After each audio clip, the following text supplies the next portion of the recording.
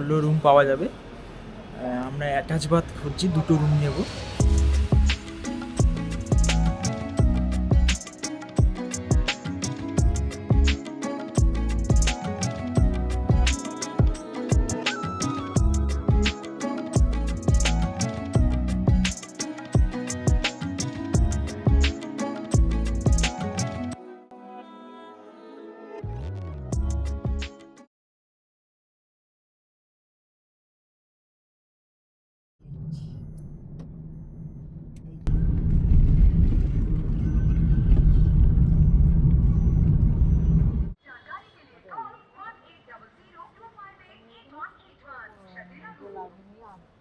আমরা এখন আছি দিল্লির হজরত নিজামুদ্দিন টার্মিনাস স্টেশনে। আজকে আমরা দিল্লি থেকে চেক আউট করে যাচ্ছি। আজকে আমরা মথুরার উদ্দেশ্যে রওনা হচ্ছি। আমাদের ট্রেন আছে 7টার সময়, সামতা এক্সপ্রেস। তো আমরা আজকে মথুরা চলে যাচ্ছি। আর মথুরা থেকে আমরা আজকে আবার গাড়িতে বৃন্দাবন পৌঁছে যাব।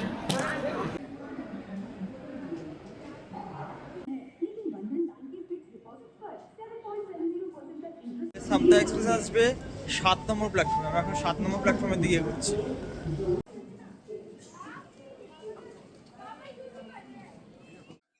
আমরা ট্রেনে উঠে পড়েছি। আমরা এখন রয়েছি 12808 হজরত নিজামুদ্দিন টার্মিনাস, বিশাখাপত্তনম, সামতা সুপারফাস্ট এক্সপ্রেসে। যদিও আমরা এই নিজামুদ্দিনের পরের স্টপেজ মথুরা জাংশনেই নেমে যাব। এখান থেকে মথুরা ডিস্টেন্স হচ্ছে 133 কিলোমিটার। আমাদের এখান থেকে টাইম লাগবে যেতে হচ্ছে এই 1 ঘন্টা 20 মিনিটের মতো। অবশেষে আজকে 19শে ফেব্রুয়ারি আমরা কিন্তু দিল্লি ছেড়ে চলে যাচ্ছি। আজকে আমরা মথুরার উদ্দেশ্যে রওনা হয়ে গেলাম।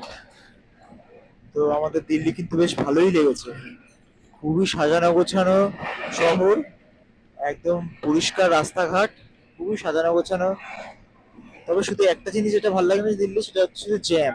রাস্তা কিন্তু মারাত্মক জ্যাম হয় দিল্লি। তাই দিল্লিতে ঘুরে বেড়ানোর জন্য কিন্তু একদম মেট্রো কিন্তু একদম উপযুক্ত। মেট্রো একেবারে চারিদিকে ছড়িয়ে রয়েছে দিল্লিতে। তো মেট্রোতেই যাতায়াত করাটা কিন্তু খুবই ইকোনমিক্যাল এবং টাইম সেভিং।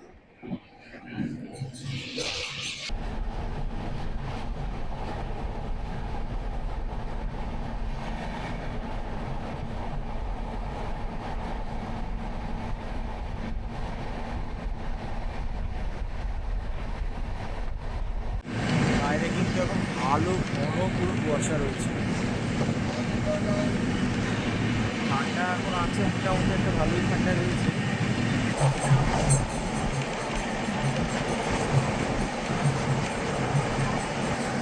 বাইরের সিনারিটা কিন্তু অসাধারণ লাগছে। এবং মাঠগুলো কুয়াশায় ঘিরে গেছে মাঠটা, আর উঠতে সূর্য উঠেছে, দারুণ লাগছে বাইরের সিনারিটা। পালওয়াল ক্রস করছে, এখানে কোনো স্টপ নেই।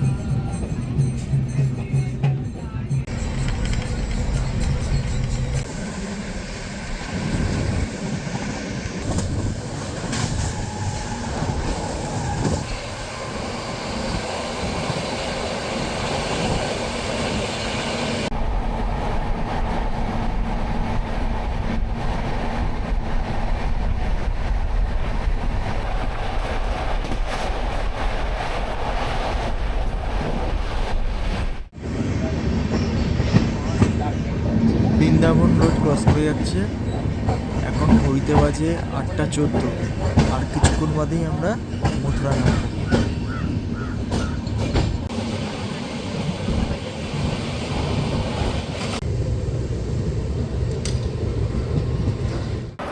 ঘড়িতে বাজে এখন 8টা 22। আমরা এখন মথুরা জাংশন নেমে গেলাম। মথুরা স্টেশনের বাইরে থেকে এই আর্টিকা গাড়িটা ভাড়া করলাম বৃন্দাবনের ভারত সেবাশ্রম অবধি যাওয়ার জন্য। ভাড়া নিচ্ছে হচ্ছে 500 টাকা। বার্গেনিং করেছিলাম, 1000 টাকা চেয়েছিল, কিন্তু বার্গেনিং করে এই 500 টাকায় দফা হলো।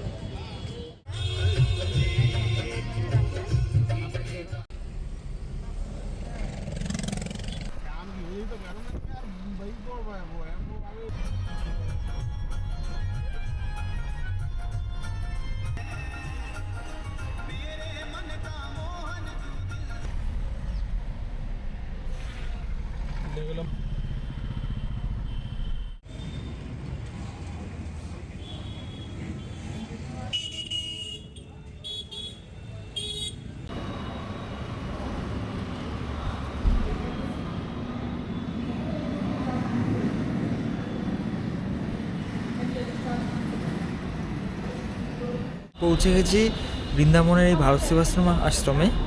এখানে এসে রুমের জন্য খোঁজ করলাম, বললো রুম পাওয়া যাবে। আমরা অ্যাটাচ বাথ খুঁজছি, 2টো রুম নেব, বললো 700 টাকা করে পড়বে প্রত্যেকটা রুম। তো রুমটা এবার একটু দেখাবে ভেতরে গিয়ে, দেখি রুমটা কেমন। আমরা আমাদের রুম পেয়ে গেছি, এই হচ্ছে আমাদের রুম। এই রুমে কিন্তু এসি রয়েছে, তারপরে এখানে বেশ হ্যাঙ্গারও রয়েছে জামা কাপড় মেলার, আয়না রয়েছে, এখানে একটা টেবিল রয়েছে, আর এখানে একটা বড় খাট রয়েছে। এই খাটে কিন্তু প্রায় মোটামুটি 5 জন শুতেই পারবে, বেশ বড় খাটটা। আর এটা কিন্তু অ্যাটাচ বাথ, এখানে একটা ছোট্ট ঘরের মতো রয়েছে।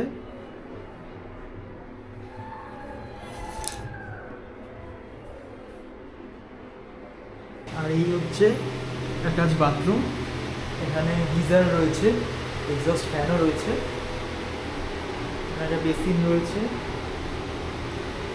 আর হচ্ছে কোমোড। বাথরুমটা কিন্তু বেশ পরিষ্কার পরিচ্ছন্ন। আমাদের যখন চেকিংয়ের সময় কিন্তু রুম কিন্তু বেশ পরিষ্কার করে, বাথরুম সব পরিষ্কার করেই কিন্তু রুম দেওয়া হয়েছে। তো আমরা যেই রুমটায় রয়েছি, এই রুমটার ভাড়া হচ্ছে 1000 টাকা করে। এখানে কিন্তু অনেক ধরনের রুম আছে, 600 টাকার রুমও আছে, 700 টাকার রুমও আছে, এটা 1000 টাকার রুম আছে, এরপরে 1200 টাকার রুম আছে। ফেসিলিটি অনুযায়ী কিন্তু রুমের ভাড়া হেরফের হয়, এবং এখানে কিন্তু সিজন অনুযায়ী কিন্তু রুমের ভাড়া কিন্তু আপ ডাউন হয়। এখন যে রুমটা হয়তো 1000 টাকা রয়েছে, সেটা কিন্তু পরবর্তীকালে বাড়তেও পারে বা কমতেও পারে, এই ব্যাপারটাও কিন্তু রয়েছে। এর আগে আমাদের একটা 700 টাকার রুম দেখিয়েছিল, 700 টাকার রুমটা একটু ভেতর দিকে, তো ঠিক পছন্দও হয়নি। তারপরে আবার অফিসে কথা বলে এই রুমটা দেখলাম। এটা একদম সামনে, একদম মানে উঠোনের একেবারে সামনেই রয়েছে রুমটা, এবং এটা কিন্তু অ্যাটাচ বাথ, এবং ভেতরে গিজারও বেশ ভালো, রুমটা কিন্তু বেশ ভালো। এবং এখানে হচ্ছে থাকা খাওয়ার ব্যবস্থা হয়েছে, এখানে খাওয়ারও ব্যবস্থা রয়েছে, এখানে ভোগের কুপনও দেয়, 60 টাকা করে নিচ্ছে। 12:30টার সময় ভোগ খাওয়ানো শুরু হয়, ভাত ডাল সবজি, প্রায় হালকা বাঙালি খাবারের মধ্যে এখানে ভোগ খাওয়ানো কিন্তু হয়। বৃন্দাবনের ভারত সেবাশ্রমে কিন্তু স্পট বুকিং করতে হবে। আপনাকে এখানে এসে কথা বলে আপনি রুম পছন্দ করে তারপরেই কিন্তু আপনি বুক করতে পারবেন। এখানে কিন্তু আগে থেকে অনলাইনে বা ফোন করে বুক করার কিন্তু কোনো ব্যবস্থা নেই, আপনাকে এসে স্পট বুকিংই কিন্তু করতে হবে।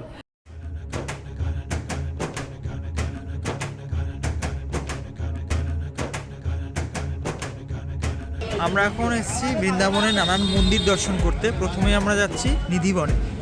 বৃন্দাবনের প্রত্যেকটা মন্দির কিন্তু 12:30 থেকে 4টে অবধি বন্ধ থাকে, তাই একটু বিকেল করেই বেরিয়েছি। রয়েছি নিধিবনের সামনে, আমরা এখন প্রবেশ করে গেছি নিধিবনের ভিতরে। এই যে নিধিবনের যে গাছগুলো দেখছেন, প্রত্যেকটা গাছ কিন্তু নুয়ে রয়েছে, একদম নিচের দিকে নুয়ে রয়েছে। এখানে বিশ্বাস করা হয় এই প্রত্যেকটি গাছ হচ্ছে এক একজন গোপিনী স্বরূপ, যা কিনা রাত্রিবেলা এদের মধ্যে প্রাণ সঞ্চার হয়, এবং রাধা কৃষ্ণ ঠাকুর নিজে আসেন এখানে তাদের সাথে রাস খেলায় মারতে। রাতের বেলা কিন্তু এই নিধিবনে কেউ প্রবেশ করে না। কেউ যদি প্রবেশ করে রাতের বেলা, তাদের বিশ্বাস করা হয় তাদের নয় অন্ধ হয়ে যাবে বা তাদের মৃত্যু ঘটবে। আর কয়েকদিন বাদেই কিন্তু হোলি উৎসব, আর বৃন্দাবনে কিন্তু এখন থেকেই প্রায় হোলি উৎসব কিন্তু শুরু হয়ে গেছে।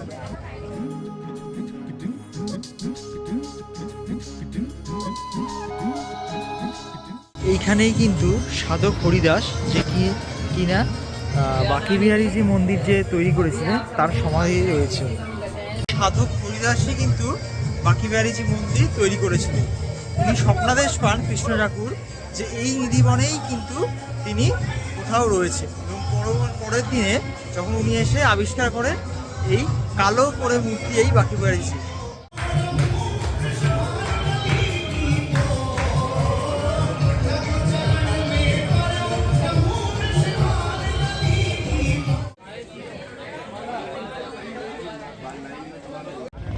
আমরা এখন রয়েছি বৃন্দাবনের কেশি ঘাটে, আর কেশি ঘাটের সামনে দিয়ে বয়ে চলেছে যমুনা নদী। আমরা এখন রয়েছি রঙ্গনাথজি টেম্পলের সামনে। এই রঙ্গনাথজি মন্দির কিন্তু অনেকটা দক্ষিণ ভারতের ছাপ রয়েছে। আর এই হলো রঙ্গনাথজি মন্দির ভেতরের সোনার তাল গাছ।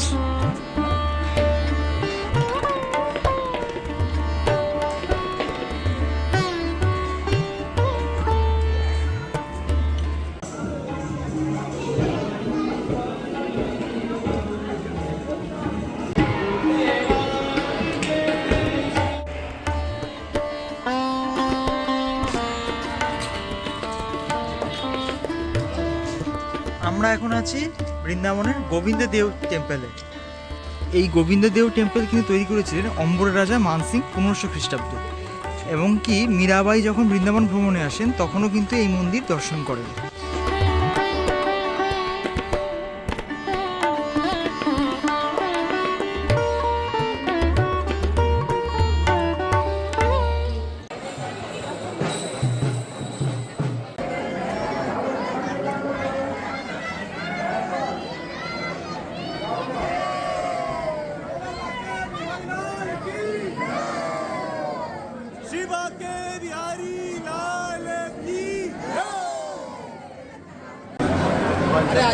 আমরা এখন আছি বাঁকে বিহারীজি টেম্পলে।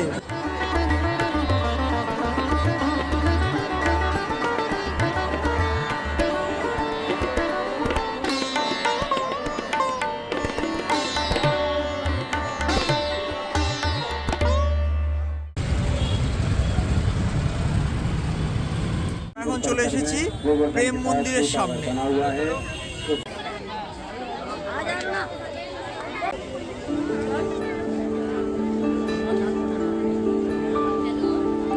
প্রেম মন্দিরের কিন্তু লাইট অ্যান্ড সাউন্ড শো কিন্তু বিখ্যাত। সন্ধেবেলার দিকে আসলে এই লাইট অ্যান্ড সাউন্ড শো কিন্তু দেখতে পাবেন।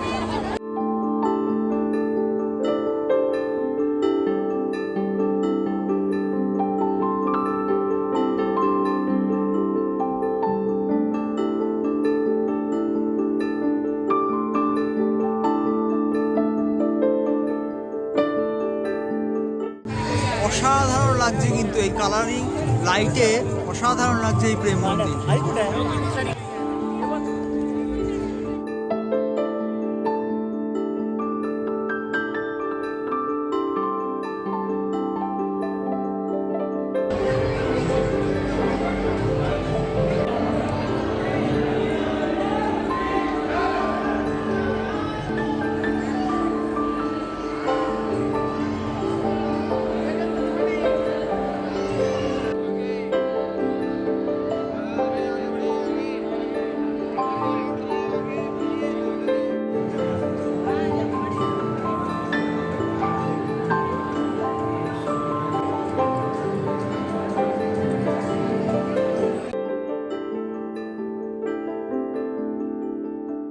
এখানে ফাউন্টেনের মধ্যে লাইট অ্যান্ড সাউন্ড শো হচ্ছে। বৃন্দাবন আসলে কিন্তু প্রেম মন্দির অবশ্যই দর্শন করবেন এবং চেষ্টা করবেন সন্ধ্যের দিকে আসা, তাহলে এই লাইট অ্যান্ড সাউন্ড শোটা দেখতে পাবেন। অসাধারণ লাগলো কিন্তু এই প্রেম মন্দির, এরকম কালারিং লাইট এবং পুরো মন্দির চত্বর জুড়ে শ্রীকৃষ্ণের যে জীবনচিত্র ছবিতে ফুটিয়ে তোলা হয়েছে চারিদিকে। আচ্ছা, আজকে আমরা দুপুর থেকে পুরো সন্ধে অবধি বৃন্দাবনের কিন্তু নানান মন্দিরগুলো দর্শন করলাম, এবং এর জন্য আমরা একটা টোটো ভাড়া করেছিলাম। ভারত সেবাশ্রম আশ্রমের একদম গেটের বাইরেই কিন্তু টোটো স্ট্যান্ড রয়েছে, সেখান থেকে আমরা একটা টোটো ভাড়া করেছিলাম। তো প্রথমে ভাড়া চেয়েছিল হচ্ছে 1000 টাকা পুরো বৃন্দাবনের যে মন্দিরগুলো সেগুলো দর্শন করানো। তো আমরা একটু বার্গেনিং করে ওকে 600 টাকায় রাজি করা হয়েছে। আজকে আমরা কিন্তু রাতের যে ডিনারটা আমাদের আশ্রমের বাইরে যে বাঙালি হোটেলগুলো রয়েছে সেখান থেকে করলাম। আমাদের আশ্রমে কিন্তু শুধুমাত্র সকালবেলাটা মানে একবেলাই কিন্তু খাবার ব্যবস্থা রয়েছে, আর এছাড়া কিন্তু বাঙালি হোটেল আছে বাইরে, একদম আশ্রমের অপোজিটেই বেশ কয়েকটা বাঙালি হোটেল আছে, ওখানে ভেজ থালি পাওয়া যায় 90 টাকা দিয়ে, সেখানেই আমরা রাত্রিবেলা যে ডিনারটা করলাম। আর আগামীকাল আমরা মথুরা যাব, মথুরা দর্শন করতে যাব, সেটাও একটা ভাবছি একটা অটো নেব এখান থেকে। দেখা যাক কালকে সকালবেলা এখান থেকে একটা অটো নেওয়ার চেষ্টা করব, কত কী নেয় সবটাই জানাবো। তো কালকে আমরা মথুরা যাচ্ছি, মথুরার যে মন্দিরগুলো সেগুলো দর্শন করতে। তার মধ্যে অবশ্যই কিন্তু থাকবে কৃষ্ণের জন্মস্থান দ্বারকাধীশ, এটা তো থাকবেই দুটো। তো আজকের মতো এখানেই রাখছি।